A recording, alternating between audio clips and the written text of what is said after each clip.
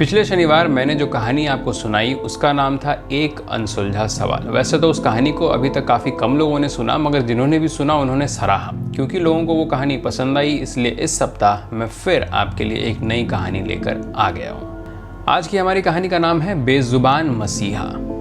पिछली कहानी की तरह इस कहानी को भी मैंने ही लिखा है और आपको सुनाऊंगा भी मैं ही।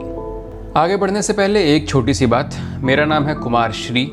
आज की हमारी कहानी का नाम है बेजुबान मसीहा, और इस कहानी को सुनते वक्त या पूरा सुनकर आपको अगर कहीं किसी भी वक्त ऐसा लगे कि इस कहानी ने आपके दिल को छू लिया, तो एक बार चैनल को सब्सक्राइब करने के बारे में ज़रूर सोचें।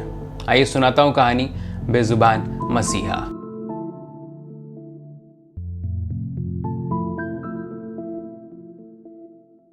जीवन की अपनी एक अनूठी चाल है, थोड़ी अलग थोड़ी अल्हड़।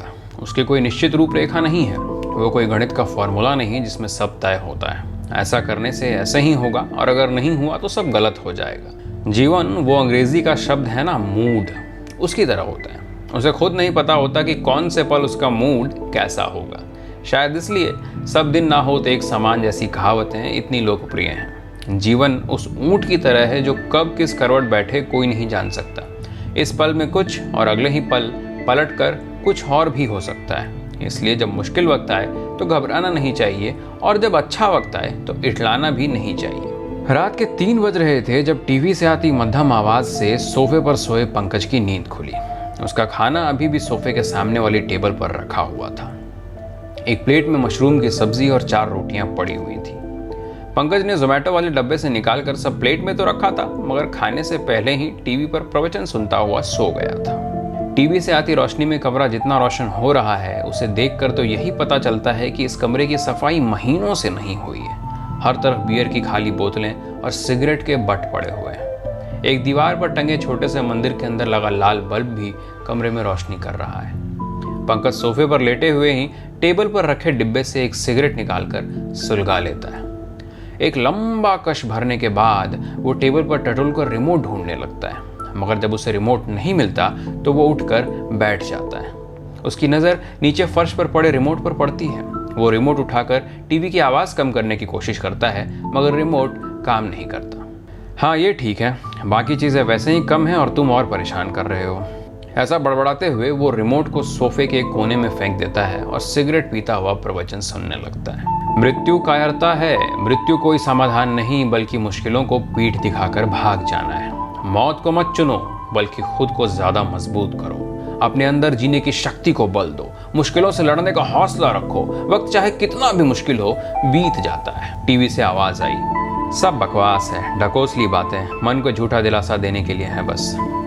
सिगरेट का आखिरी कश लेकर पंकज फिर बड़बड़ाता है और रिमोट उठाकर फिर से टीवी की आवाज बंद करने की कोशिश करता है। इस बार रिमोट काम कर जाता है। पता है बेटा, जिंदगी की तरह तुम भी मजे ले रहे हो बस, पंकज रिमोट को देखकर कहता है और खाने की प्लेट गोद में लेकर सोफे पर ही चौकरी मारे बैठ जाता है। मशरूम की सब्जी और रोटी, ये रेस्टोरेंट वाले में वो मज़ा नहीं जो माँ के हाथ से बनी मशरूम की सब्जी और नर्म मुलायम रोटियों में होता है। मगर पंकज अपनी मौत से पहले एक बार पसंद का कुछ खाना चाहता था, तो उसने सोचा रेस्टोरेंट से ही मंगवा ले। अब अगर अचानक माँ को फ़ोन कर मशरूम की सब्ज़ी और रोटी खाने की बात करता, तो उसकी माँ ज़रूर पकड़ लेती कि कुछ गड़बड़ है। इसलिए उसने माँ को फ़ोन नहीं किया। इस बार प्लेट पूरी तरह साफ़ करने के बाद पंकज ने दोबारा एक सिगरेट सुलगा लिया। बियर शायद अब और बची नहीं थी। सुबह के 4 बजने को आए थे। अब पंकज के पास उसकी ज़िंदगी के 5 घंटे बचे थे। उसने सोचा थोड़ा वक्त काटने के लिए कुछ देर बालकनी में बैठ जाए। बालकनी का दरवाज़ा जैसे ही खुला, बाहर से स्ट्रीट लाइट की रोशनी ने हवा में तैरते हुए आकर कमरे को रोशन कर दिया। कमरे के पंखे से एक रस्सी लटक रही है और उसके नीचे एक कुर्सी रखी है। पंकज सारी तैयारी कर चुका है, सब कुछ खत्म करने की तैयारी। अब उसे बस इंतजार है सुबह के 9 बजने का। आज से ठीक 27 साल पहले पंकज 9 मई की सुबह 9 बजे पैदा हुआ था, और अब से ठीक 5 घंटे बाद 9 मई की सुबह 9 बजे 28 साल का होते ही वो ये सब खत्म कर देगा। अपनी जिंदगी, अपने सारे गम, अपना हर दुख और बाकी सब कुछ। पर ऐसा क्या हुआ है पंकज के साथ? वो ये सब खत्म क्यों करना चाहता है? सब बताता हूं, थोड़ा सब्र रखिए। दरअसल पंकज की जिंदगी की यह कहानी आज से 7 साल पहले शुरू हुई, जब वो 21 साल का था। वो हमेशा से एक फिल्म मेकर बनना चाहता था, मगर अफसोस कि जिस सपने की शुरुआत आज से 10 साल पहले हुई, पंकज कभी उसके पीछे भाग नहीं पाया। जिंदगी अपने रास्ते चलती रही और पंकज अपने रास्ते। दो अगल बगल चलती सीधी रेखाओं की तरह दोनों कभी एक हुए ही नहीं। उसके सपने और उसकी जिंदगी कभी एक रास्ते पर आए ही नहीं। जहां पंकज का मन हमेशा ही कविताओं और कहानियों में रहा, वहीं समाज के दिखाए रास्ते पर चलने की वजह से वो पहले इंजीनियरिंग और फिर MBA करने निकल पड़ा। पर यहां तो उसका मन कभी था ही नहीं। ये सब करके दुनिया के लिए तो वो एक सक्सेस स्टोरी बन चुका था, मगर अपनी नज़रों में वो महज एक हारा हुआ इंसान था। एक हारा हुआ इंसान जिसने अपने सपनों और अपनी ज़िंदगी से समझौता कर लिया था। समझौता इसलिए क्योंकि वो कभी दुनिया से लड़ने की हिम्मत नहीं जुटा पाया। इंजीनियरिंग के 4 साल जहां उसके दोस्तों ने खूब मज़े किए, वहीं पंकज ने ढेर सारी कहानियाँ लिखी। ऐसी कहानियाँ जो वो पूरी दुनिया को सुनाना चाहता था, उन पर फिल्में बनाना चाहता था, अपनी कहानियां पूरी दुनिया को दिखाना चाहता था। मगर समाज के डर से उसने हमेशा नपे तुले फैसले लिए, जिसकी वजह से वो कभी अपने सपनों के पीछे भागने की हिम्मत नहीं कर सका। उसके इन नपे तुले फैसलों के पीछे कई वजहें थीं। उनमें से एक था नंदिनी का प्यार। नंदिनी और पंकज जब कॉलेज में थे तभी एक दूसरे से मिले थे। जहाँ नंदिनी पुणे के कॉलेज से मास कम्युनिकेशन की पढ़ाई कर रही थी, तो वहीं पंकज इंजीनियरिंग की पढ़ाई कर रहा था। दोनों का मिलना किसी तीसरे कॉलेज के एक फेस्ट के दौरान हुआ था। अरिजीत सिंह के गानों पर झूमते झूमते कब वो दोनों अपने दोस्तों से अलग हो गए, उन्हें भी पता नहीं चला। उसी फेस्ट में दोनों की मुलाकात हुई और अपने दोस्तों को ढूंढते ढूंढते उनकी भी दोस्ती हो गई। जाने से पहले उन दोनों ने एक दूसरे का नंबर लिया और फिर कुछ वक्त बाद प्यार में भी पड़ गए। कॉलेज खत्म होने के बाद जहां नंदिनी नौकरी के सिलसिले में दिल्ली पहुंच गई, वहीं पंकज MBA की पढ़ाई करने मुंबई चला गया। 2 साल तक वो दोनों लॉन्ग डिस्टेंस रिलेशनशिप में रहे। इसके बाद आखिरकार पंकज की भी नौकरी दिल्ली में ही लग गई और अब वो दोनों एक शहर आ गए। सब ठीक चल रहा था, मगर आज से 1.5 साल पहले अचानक नंदिनी के घर जब उसकी शादी की बात उठी, तो ऐसा लगा जैसे उन दोनों की जोड़ी बिखर जाएगी। पंकज क्योंकि अच्छा कमा रहा था और अपने पैरों पर खड़ा था, तो उसने फैसला लिया कि वो अपने और नंदिनी के परिवार से उन दोनों के रिश्ते की बात करेगा। ऑफिस से छुट्टी लेकर वो पहले अपने घर पहुंचा और परिवार से बात की। उसकी माँ, भैया और भाभी तो ये सब सुनकर बहुत खुश हुए, मगर उसके पिताजी को ये सब थोड़ा अजीब लगा। खैर, एक बार नंदिनी की तस्वीर देखने के बाद वो भी मोम की तरह पिघल गए और पंकज की बात मान गए। देख बेटा, अब तो तू अपने पैरों पर अच्छी तरह खड़ा हो चुका है, काबिल हो गया है, इसलिए जिसमें तेरी खुशी उसी में हमारी खुशी भी है। तू बता कब चलना है उनके घर वालों से बात करने। उसकी माँ ने कहा, अरे हम कहाँ जाएंगे बच्चों के बीच, जब इन दोनों की रजामंदी है तो हमारा क्या काम। हम तेरे साथ हैं बेटा, लड़की बहुत प्यारी है, हमारा आशीर्वाद तेरे साथ है, उसके पिताजी ने कहा। उन दोनों की बात सुनकर पंकज को बहुत खुशी हुई और उसने झट से नंदिनी को फ़ोन कर सब बता दिया। दूसरी तरफ नंदिनी भी अपने घर में उन दोनों के बारे में बात कर चुकी थी। हालांकि उसके घर पर सबको मनाने में उसे काफ़ी मशक्क़त करनी पड़ी, मगर पंकज की अच्छी नौकरी देखकर उसके माता पिता को भी लगा कि उनकी बेटी खुश रहेगी, इसलिए वो मान गए। लगभग 3 महीने बाद उनकी सगाई हो गई और शादी के लिए 16 अगस्त 2020 का दिन तय किया गया। वैसे तो पंकज ने आज तक जिंदगी में अपना चाहा हुआ कुछ भी हासिल नहीं किया था, मगर अब उसे पहली बार ऐसा लग रहा था कि वो नंदिनी से शादी करके शायद अपने इस अभिशाप को भी खत्म कर देगा। अभिशाप काफी भारी भरकम सा शब्द लगता है, मगर जैसी पंकज की जिंदगी रही, उसके लिए इससे हल्का कोई शब्द शायद ठीक ना बैठे। जैसा मैंने पहले भी कहा, पंकज दुनिया की नज़रों में तो एक सक्सेस स्टोरी था, मगर अपनी नज़रों में वो एक हारा हुआ इंसान था बस। हाँ, वो आज एक सफल व्यक्ति था। हाँ, उसकी महीने की कमाई 6 अंकों में थी, मगर इन सब के लिए उसने जो भी किया, पंकज वो सब कभी करना नहीं चाहता था। ना तो उसे इंजीनियरिंग करनी थी, ना MBA और ना ये नीरस नौकरी जहाँ वो सारा दिन बस अंकों के गणित, रिपोर्ट्स, सेल्स और टारगेट्स के पीछे भागता रहे। उसे तो अपने सपनों के पीछे भागना था, लोगों को कहानी सुनाने का सपना, फिल्में बनाने का सपना। मगर हालात और ज़िंदगी की दूसरी ज़रूरतें पूरे करते करते वो इन चीज़ों में इतना उलझ गया कि अपने सपनों से दूर होता रहा। कई बार उसके मन में ख्याल आया कि सब छोड़कर कहीं भाग जाए और अपने सपने पूरे करने की जुगत में लग जाए, मगर हर बार नंदिनी का ख्याल उसे रोक लेता था। उसे डर था कि कहीं सपनों के पीछे भागने के चक्कर में नंदिनी न छूट जाए। अब उस बेचारे को क्या पता था कि जिस चीज़ से वो हमेशा भागता रहा, किस्मत का एक ऐसा खेल होगा कि वही चीज़ उसके गले लिपट जाएगी। यहाँ दूसरी तरफ अब सुबह के 5 बज चुके थे। पंकज अभी भी अपनी बालकनी में ही बैठा हुआ था और बीते दिनों के बारे में सोच रहा था। उसके फ़ोन पर कबीर कैफ़े नाम के एक बैंड का गाना भी चल रहा था। ये गाना पिछले कुछ महीनों में उसकी ज़िंदगी का सार सा बन गया था जैसे। और जब भी गाने चलाता बस यही एक गाना बजाता। अभी कुछ वक्त पहले जब उसने ये गाना दिल्ली के एक इवेंट में सुना, तब उसे ना तो इस बैंड के बारे में ज़्यादा पता था और ना ही इस बात का अंदाज़ा था कि एक दिन ये गाना उसकी ज़िंदगी पर इतना सटीक बैठ जाएगा। वैसे तो बोल संत कबीर के थे, मगर उसे धुन में पिरोकर जिस तरह से कबीर कैफे बैंड ने पेश किया, वो पंकज के दिल को छू गया। क्या लेके आया जगत में, क्या लेके जाएगा, क्या लेके जाएगा, 2 दिन की जिंदगी है, 2 दिन का मेला। फोन पर धीमी आवाज में बजते गाने के बीच कुछ अपने ही ख्यालों में खोया रहा पंकज। पिछले साल जब कोरोना का कहर पूरी दुनिया पर बरसा तो उसमें पंकज का भी खासा नुकसान हुआ। 2020 के जून में उसके ऑफिस से एक ईमेल आया। उसमें लिखा था कि अगले कुछ महीनों तक उसे ऑफिस की तरफ से आधी सैलरी ही मिलेगी, क्योंकि कंपनी को कोरोना की वजह से काफी नुकसान हो रहा था। वैसे तो उसे इस बात से ज्यादा फर्क नहीं पड़ा, यहाँ तक सब फिर भी ठीक था। मगर जब ठीक 1 महीने बाद जुलाई में ऑफिस से यह खबर आई कि कंपनी के आधे लोगों को नौकरी से निकाला जा रहा है और उनमें से एक पंकज भी था, तब उसे बहुत हैरानी हुई। जितनी हैरानी हुई उससे कहीं ज्यादा उसे एक धक्का सा लगा। आखिर जिस इंसान की अगले महीने शादी होने वाली हो और शादी से ठीक 1 महीने पहले उसकी नौकरी चली जाए, वो भी एक ऐसे समय पर जब दूसरी नौकरी मिलना भी मुश्किल हो, तब सदमा लगना तो वाजिब है। जब उसने अपने घर पर फोन करके ये सब बताया तब सभी को एक झटका सा लगा, मगर परिवार ने बखूबी उसका साथ दिया। उसे हिम्मत दी और कहा कि परेशान होने की कोई ज़रूरत नहीं है, सब जल्दी ही ठीक हो जाएगा। तू चिंता मत कर बेटा, बस कुछ ही दिनों में बहू हमारे घर आने वाली है। तू देखना, तेरी शादी के पहले तुझे इससे भी बेहतर नौकरी मिल जाएगी, पंकज की माँ ने कहा। मगर जहाँ से पंकज को सबसे ज़्यादा हिम्मत और दिलासे की उम्मीद थी, वहाँ उसे दुत्कार मिला। जब उसने नंदिनी को फ़ोन पर यह सब बताया तो वो बरस पड़ी। मैं तुमसे न जाने कब से कह रही हूँ कि ये सब छोड़कर सरकारी नौकरी कर लो, मगर तुम हो कि नहीं सुनते। अब अगले महीने हमारी शादी है और तुम्हारी नौकरी चली गई। मैं घर पर क्या जवाब दूंगी सबको? एक तो वैसे ही तुम्हारी अच्छी सैलरी का लालच देकर सबको मनाया था और अब वो भी नहीं रही। तुमने सब बर्बाद कर दिया पंकज। मुझे नहीं लगता अब हमारी शादी हो पाएगी।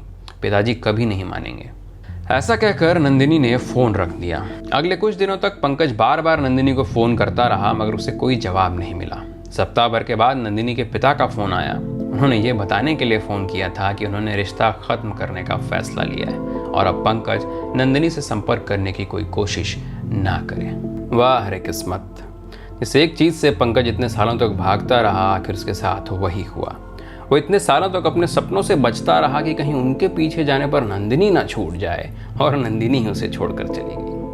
पंकज ने बहुत कोशिश की नंदिनी और उसके परिवार वालों से संपर्क कर उनको समझाने की, मगर उनकी तरफ से सारे दरवाजे बंद हो चुके थे। पंकज के घर वालों ने भी नंदिनी के परिवार को समझाने की बहुत कोशिश की, मगर उससे भी कोई फायदा नहीं हुआ। हाँ, पंकज के पास सिर्फ एक ही तरीका था कि वो कोई दूसरी नौकरी ढूंढकर दोबारा नंदिनी के घर वालों से बात करे, मगर लगातार कोशिश करने के बाद भी उसे कहीं नौकरी नहीं मिल रही थी। अभी 4 महीने पहले जब उसे खबर मिली कि नंदिनी की शादी किसी सरकारी नौकरी वाले लड़के से हो गई है, तो उसके अंदर जूझने की जो थोड़ी हिम्मत बची थी वो भी धाराशायी हो गई। उधर 28 जनवरी को रजनी की शादी हुई और इधर कुछ दिनों तक अकेले रोना धोना करने के बाद पंकज ने आखिरकार शराब और सिगरेट का हाथ थाम लिया। इन सब के बीच वो बहुत अकेला हो चुका था। घर वालों के बार बार कहने पर भी वो उनके पास नहीं जा रहा था। वो नहीं चाहता था कि पूरे घर का माहौल उसकी वजह से खराब हो। ऐसे में जब देश भर में मार्च के महीने से दोबारा कोरोना की दूसरी लहर आई, तब उसकी बची हुई हिम्मत भी टूट गई। उसे ऐसा लगा जैसे अब उसे कभी नौकरी मिलेगी ही नहीं। ये सब सोचते सोचते अब सुबह के 6 बजने को आए थे। अब तो पंकज की आखिरी सिगरेट भी खत्म हो चुकी थी। अब जो बाहर हल्की रोशनी हुई तो बालकनी में रखे अपने पौधों को देखकर पंकज को पहली बार एहसास हुआ कि वो कितना बड़ा कदम उठाने जा रहा है। उसके जाने के बाद इन पौधों को पानी देने वाला कोई नहीं होगा।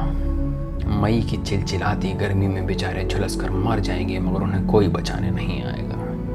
ठीक वैसे ही जैसे अभी से 3 घंटे बाद पंकज रस्सी से लटक कर मर जाएगा और उसे कोई बचाने नहीं आएगा। उधर घड़ी में 9 बजेंगे और इधर पंकज का फ़ोन बजेगा।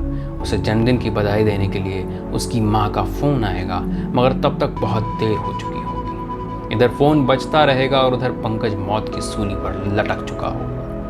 इधर उसकी माँ उसे दूसरी बार फिर तीसरी बार भी फोन करेगी, मगर वो रस्सी पर लटका अपने कानों में पड़ती धीमी घंटी को सुनकर लाख चाहते हुए भी फोन नहीं उठा पाएगा। जब तक उसकी माँ चौथी बार फोन करेगी तब तक पंकज मौत की आगोश में समाकर इन सब से बहुत दूर निकल चुका होगा। इधर ये पौधे दिन चढ़ाने पर पानी के लिए तरसेंगे, मगर उन्हें पानी देने वाला कोई नहीं होगा। ये पौधे तो अभी भी चीख चीख कर पंकज को रोकने की कोशिश कर रहे हैं, मगर उनकी आवाज़ पंकज के कानों तक नहीं पहुंच रही। काश कि वो उन्हें सुन पाता, काश कि वो आत्महत्या के ख्याल को अभी भी मन से निकाल देता, मगर ऐसा नहीं होगा।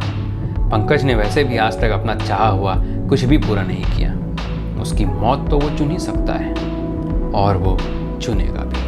ये सब सोचकर पंकज बालकनी से उठकर अंदर जाता है और एक बाल्टी में पानी भरकर अपने सभी पौधों में पानी डाल देता है, एक आखिरी बार। उसे थोड़ा बेहतर महसूस होता है। उसे ऐसा लगता है जैसे जाते जाते भी उसने अपने पौधों को एक दिन की जिंदगी और दे दी। अब वापस कमरे में आने के बाद जब पंकज बल्ब जलाता है तो वहाँ की हालत देखकर उसे अजीब महसूस होता है। उसे ऐसा लगता है जैसे वो ऐसी हालत में सब छोड़कर तो नहीं जा सकता। 9 बजने में भी 2.5 घंटे का वक्त बाकी था। क्यों ना वक्त काटने के लिए ये सब साफ कर दूं, ऐसा सोचकर वो सफाई में जुट जाता है। इधर टीवी पर अभी भी किसी दूसरे बाबा जी का प्रवचन आ रहा है। पंकज टीवी की आवाज़ तेज कर देता है और सफाई में लग जाता है। चाहे जितना हाथ पैर मार लो, होगा तो वही जो ऊपर वाले ने लिख दिया। उसके लिखे को कोई काट नहीं सकता। अगर उसने मौत लिख दी तो दुनिया भर के डॉक्टर और हकीम मिलकर भी तुम्हें बचा नहीं पाएंगे। अगर उसने मौत नहीं लिखी तो तुम बड़ी से बड़ी आपदा से भी बच जाओगे। जब पूरा का पूरा शहर किसी भूकंप या सुनामी में ख़त्म हो जाता है, तब भी अगर कोई एक बंदा बच जाता है तो वो सिर्फ इसलिए कि ऊपर वाले ने उसकी मौत अब तक लिखी नहीं। एक तरफ टीवी से यह आवाज़ आ रही थी और दूसरी तरफ पंकज के फ़ोन पर अभी भी कबीर कैफ़े का वही गाना बज रहा था। इस जगत सराय में मुसाफिर रहना 2 दिन का, इस जगत सराय में मुसाफिर रहना 2 दिन का, क्यों वृथा करे गुमान मूर्ख इस धन और जोबन का, क्यों वृथा करे गुमान मूर्ख इस धन और जोबन का, नाही भरोसा पल का, नाही भरोसा पल का, यूं ही मर जाएगा, यूं ही मर जाएगा, 2 दिन की जिंदगी है 2 दिन का मेला, 2 दिन की जिंदगी है 2 दिन का मेला।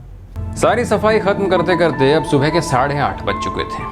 इतनी देर में पंकज ने पूरे घर को ऐसा चमकाया था जिसे देखकर आपको यकीन ही ना हो कि यहाँ थोड़ी देर बाद कोई आत्महत्या करने वाला है। इस घर को देखकर ऐसा लग रहा था जैसे यहाँ एक नई शुरुआत होने वाली हो, एक नई जिंदगी की शुरुआत। मगर नजरें तो अक्सर धोखा खाती हैं ना। इतनी देर से सफाई करते करते पंकज को अब सिगरेट की तलब हो उठी थी, मगर उसके सारे सिगरेट खत्म हो चुके थे।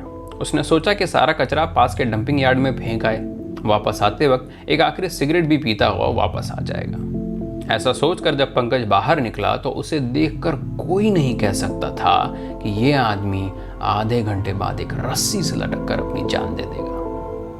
कचरे के 3 बड़े बैग को डंपिंग यार्ड में डालकर वो किराने की दुकान की तरफ चलने लगा। अभी वो 5-7 कदम ही चला होगा कि अचानक पीछे से किसी ने उसके पजामे को खींचा। वो रुक गया। पंकज ने जब मुड़कर देखा तो नीचे भूरे रंग का एक कुत्ते का बच्चा था। उसे अपनी आंखों पर यकीन नहीं हुआ। ये इतना छोटा बच्चा कहां से आया, उसने सोचा। वो उसे पुचकारने के लिए जैसे ही नीचे जमीन पर बैठा, उस बच्चे ने वापस पंकज के पजामे को खींचा। शायद वो उसे कहीं चलने को कह रहा था, मगर पंकज उसकी बात समझ नहीं पा रहा था। पंकज ने जैसे ही उसे पुचकारने के लिए दोबारा उसकी तरफ हाथ बढ़ाया, उस बच्चे ने उसकी उंगली पकड़कर खींचने की कोशिश की। तब जाकर पंकज को लगा जैसे वो कुत्ते का बच्चा उसे कहीं चलने को कह रहा है।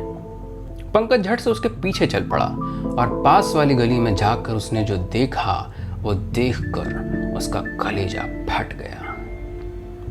वहां उस बच्चे की माँ और एक दूसरा बच्चा बेसुध पड़े थे। उनको देख पंकज ने तुरंत ही मन प्रार्थना की। वो मन में कहने लगा कि जैसा वो सोच रहा है वैसा कुछ ना हुआ हो, और उसकी इच्छा से अलग ठीक वैसा ही हुआ था जैसा उसने पहले सोचा था। पिछले कुछ दिनों से लॉकडाउन के कारण शायद उन दोनों को खाना ना मिलने की वजह से उन्होंने भूख के मारे दम तोड़ दिया था। पंकज ने एक नज़र उन दोनों को देखा और दूसरी नज़र उस मासूम बच्चे की तरफ देखा जो उसे यहाँ लेकर आया था। उस नन्ही सी जान की मासूमियत और बेबसी देखकर पंकज अपने जज्बात पर काबू न रख सका और वहीं ज़मीन पर बैठकर रोने लगा। उसे रोता हुआ देख उस नन्हे बच्चे ने पहले अपनी माँ और भाई की तरफ देखा, फिर पंकज की तरफ देखा। पंकज के आंसू देखकर उसे समझ आ चुका था कि वो अनाथ हो चुका है। अब इस दुनिया में उसका कोई नहीं। इस एक पल में उसके मुंह से भी एक खून निकल गई। शायद उसे इस बात का एहसास हो गया था कि कुछ समय बाद उसकी भी मौत ऐसे ही भूख से बिलखते हुए हो जाएगी। वो थोड़ी देर वहीं बैठा अपने माँ और भाई को एक टक देखने के बाद पंकज की गोद में आकर बैठ गया और उसकी तरफ देखने लगा। उस नन्ही सी जान की मासूमियत देखकर पंकज के आंसू और तेज हो गए। तब तक सुबह के 9 बज चुके थे और उसकी जेब में रखा फ़ोन बज उठा। पंकज ने अपने आंसू पोंछे और आवाज़ में थोड़ी नरमी लाते हुए अपनी माँ से बात की। इन सब के बीच वो नन्हा सा बच्चा पंकज के बदन से पूरी तरह लिपट चुका था। फोन पर पहले माँ, फिर पिताजी और फिर भैया भाभी से बात करने के बाद पंकज उस नन्हे से बच्चे को गोद में लेकर खड़ा हुआ और अपने साथ लिए चल पड़ा। रास्ते में उसने दुकान से 3 बड़े कटोरे, एक दूध की थैली और एक बिस्किट का डब्बा खरीदा। उस बच्चे को लेकर वो अपने घर पहुंचा। दरवाज़ा खुलते ही ठीक सामने वो रस्सी थी जो अभी भी पंखे से झूल रही थी। पंकज अपनी मौत को गले लगाने में अब लेट हो चुका था। उसने पंखे से वो रस्सी उतारा और समेट कर नीचे ज़मीन पर रख दिया। वो कहते हैं ना, दुर्घटना से देर भली। ये देरी भी उस दुर्घटना से भली थी जो पंकज आज करते करते रह गया। उसने एक कटोरे में दूध डाला, दूसरे में बिस्किट का चूरा बनाकर डाला और तीसरे में पीने का पानी भरकर कमरे के कोने में रख दिया। इस नई जगह आकर वो नन्हा बच्चा पहले तो थोड़ा झिझका, मगर फिर खाना, दूध और पानी देखकर वो अपनी झिझक, अपना दुख बिसार कर पेट भरने में लग गया। पंकज के सिगरेट की तलब अब हमेशा के लिए बुझ चुकी थी। आज इस नन्ही सी जान की तरह उसे भी एक नई जिंदगी मिली थी। वो वहीं बैठे बहुत देर तक अपने बेजुबान मसीहा को देखता रहा। इस बेजुबान मसीहा ने पंकज को जीने की एक नई वजह दे दी थी। जब वो बच्चा अच्छे से खाना खाकर सोफे के कोने पर सो गया, तब पंकज धीरे से उठा।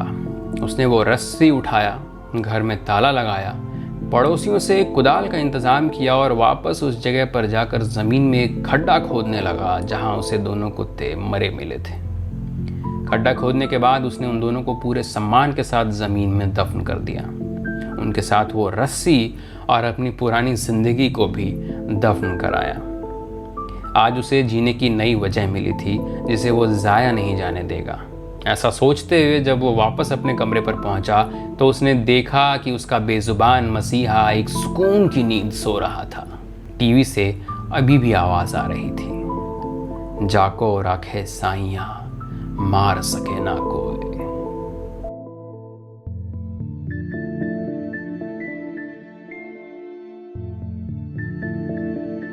बस यही थी मेरी आज की कहानी, बेजुबान मसीहा। मेरा नाम है कुमार श्री। मैंने ये कहानी लिखा और आपको अपनी ही आवाज़ में सुनाया। उम्मीद करता हूँ आपको ये कहानी पसंद आई होगी। अगर आपको इस कहानी का कोई भी हिस्सा पसंद आया तो चैनल को सब्सक्राइब करने के बारे में एक बार ज़रूर सोचें, और अगर ये कहानी आपको बहुत ज़्यादा अच्छी लगी तो अपने दोस्तों के साथ शेयर करने के बारे में भी विचार करें।